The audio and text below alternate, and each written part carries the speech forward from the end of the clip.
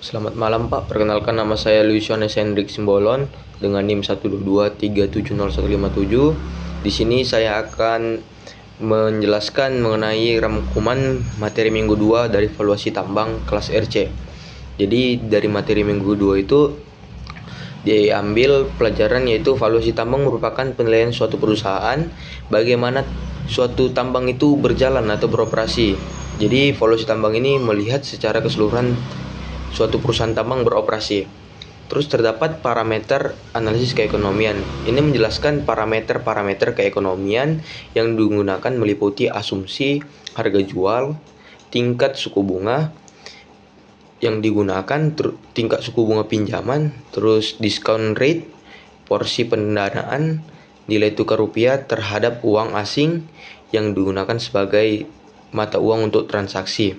Lalu ada investasi, yaitu investasi ini menjelaskan rincian kebutuhan investasi untuk pendanaan kegiatan mulai dari eksplorasi, konstruksi, peralatan, modal kerja, modal tetap, atau pembebasan lahan atau konstruksi, peralatan, dan lain-lain. Lalu ada sumber dana-dana investasi lanjutan untuk kegiatan development atau eksplorasi.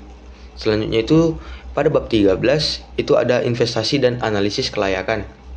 Jadi pada bab 13.1 itu ada parameter analisis keekonomian. Baru ada di bab 13.2 itu ada investasi.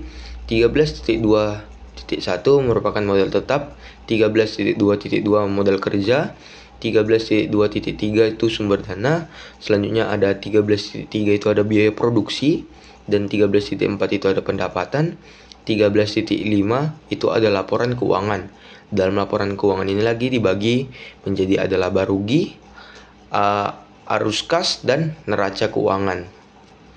Selanjutnya itu ada perkiraan biaya modal atau rule of thumb. Di biaya modal ini untuk mengoperasikan suatu tambang itu bergantung pada beberapa aspek. Yang pertama itu ada jenis mineral, lalu yang kedua itu ada metode penambangan, itu mau kita penambangan terbuka atau tertutup. Yang ketiga itu ada infrastruktur yang ada seperti listrik, pemukiman, jalan, rel kereta, serta bandara. Yang keempat itu ada sumber air dan listrik. Yang kelima itu ada topografi atau medan dan ketersediaan area untuk fasilitas tambang. Bendungan tailing, lalu bendungan air, dan wash dams. Lalu yang keenam itu ada cuaca atau iklim. Sekian materi yang bisa saya rangkum, Pak. Terima kasih.